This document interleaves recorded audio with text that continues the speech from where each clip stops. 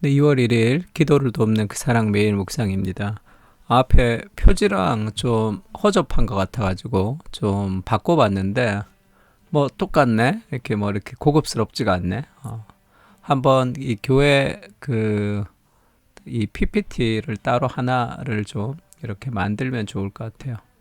그때까지는 좀 허접하더라도 이렇게 좀 같이 기도하는 게 더 중요하니까 이렇게 진행하면 좋을 것 같습니다. 오늘은 시편 15편이죠. 여호와여 주의 장막에 머무를 자 누구며 주의 성산에 사는 자 누구오니까. 그러니까 어떤 사람이 주님의 장막에 머물고 주님의 산에서 같이 주님과 함께 살 수 있을까?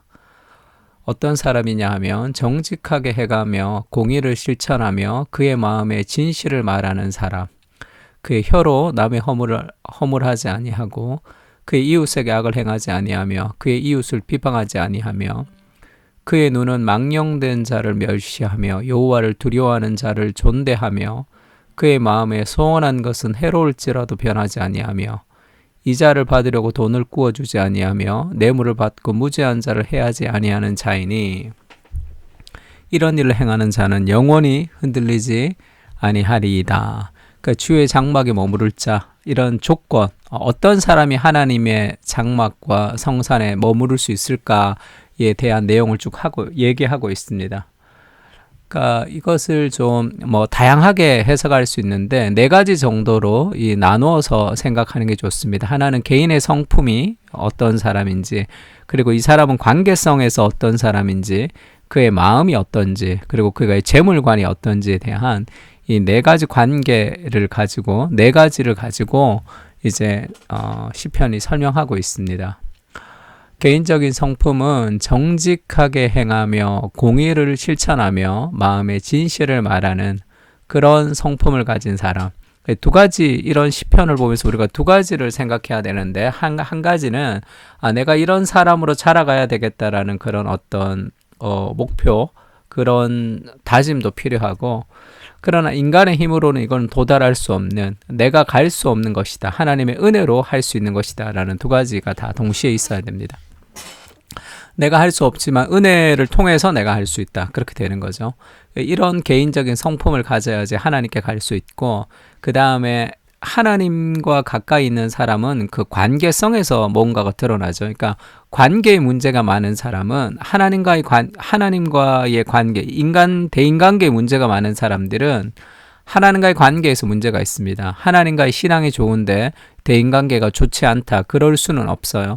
그러니까 그런 하나님의 은혜와 하나님의 그런 그 성품이 관계성 안에서 드러나는 것이죠. 그러니까 그의 혀로 남을 허물하지 아니하고 그의 이웃에게 악을 행하지 아니하며 그의 이웃을 비방하지 아니하며, 그래서 다른 사람의 이야기, 특히 다른 사람의 좋지 못한 이야기나 다른 사람에 대한 비판에 대한 얘기들은 하지 않는 것이 좋습니다. 인간이 모여서 타락한 인간의 본성은 열심히 하나님의 말씀을 적극적으로 나누지 않으면 결국 다른 사람의 이야기를 하게 되고 그것은 비방으로 흐르는 거죠. 그게 인간의 본성입니다.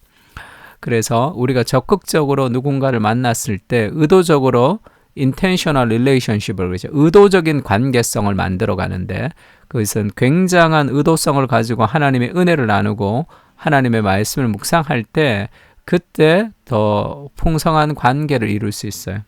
누구를 만나서 다른 사람 욕해봐, 내가 딴 사람 만나면 또 이 사람 욕하잖아.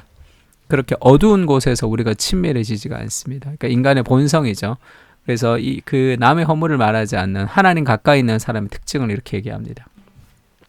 세 번째는 그의 눈은 망령된 자를 멸시하며 여호와를 두려워하는 자를 존대하며 그의 마음에 소원한 것은 해로울지라도 변하지 아니하며, 마음이라고 했는데 마음에 소원한 것은 해로울지라도 변하지 아니하며 했던 그의 마음의 충심, 그의 마음의 의지를 보여주는 거죠.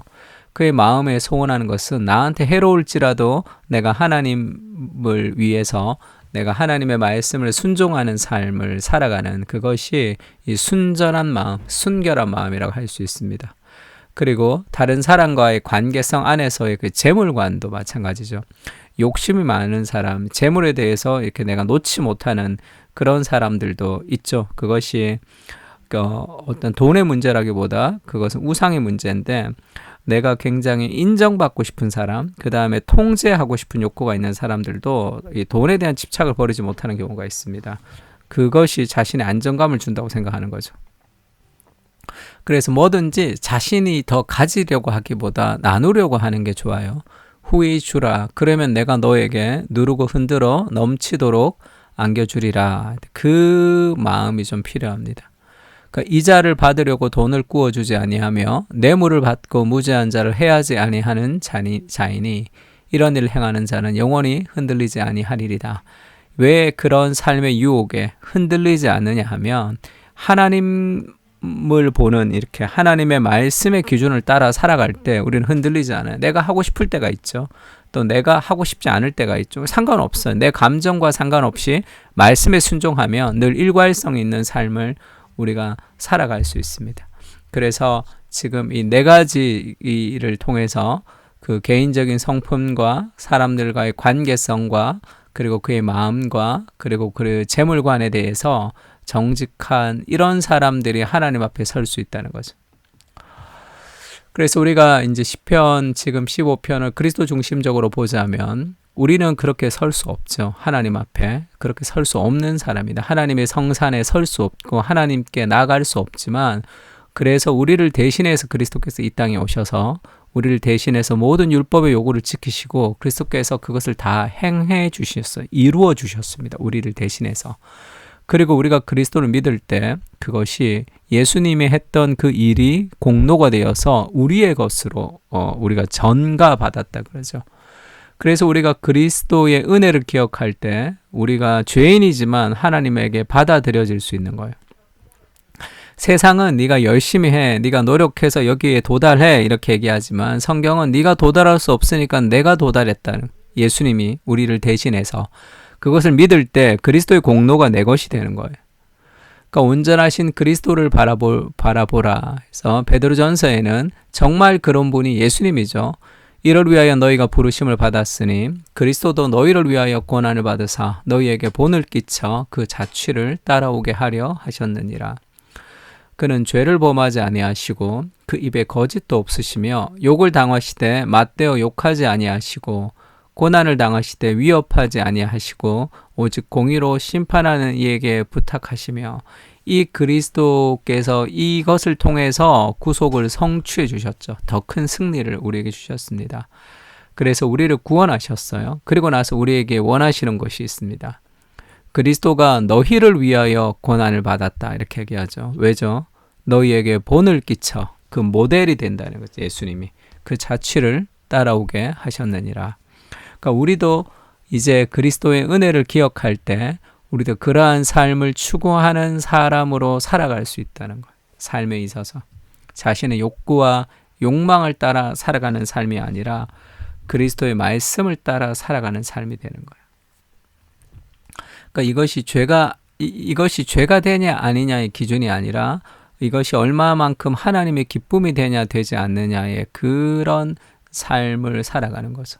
그러니까 얼마 전에 유튜브 보니까 그리스도인이 뭐 술을 먹어도 됩니까? 되지 않습니까? 뭐 11조를 내는 것이 어떻습니까? 라는 그런 질문들이 있는데, 그런 질문들에 하나하나 답변하는 좋은 답변도 필요하죠. 필요한데, 근원적으로 그런 질문이 나오게 된 삶의 배경을 보는 것이 저는 훨씬 더 중요하다 그렇게 생각합니다.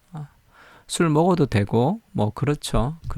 그러나 결국 하나님 앞에 우리가 바른 삶, 하나님 앞에 건강한 삶, 하나님이 기쁨이 되는 삶, 그리고 사람들에게 우리가 이제 거룩한 봄이 되기 때문에 하지 않는 거지, 그것이 죄가 아니고 그런 문제가 아닌 거죠. 삶에 있어서 내가 술 마시는 것은 죄가 안 됩니다 그렇게 얘기를 하고, 그건 성경적입니다 아무리 얘기해도 내가 술 먹으면 사람들이 어떻게 생각하겠어요? 그것이 저 사람 참 거룩한 목사야, 정말 말씀을 잘 순종하는 목사야, 그렇게 생각하겠습니까?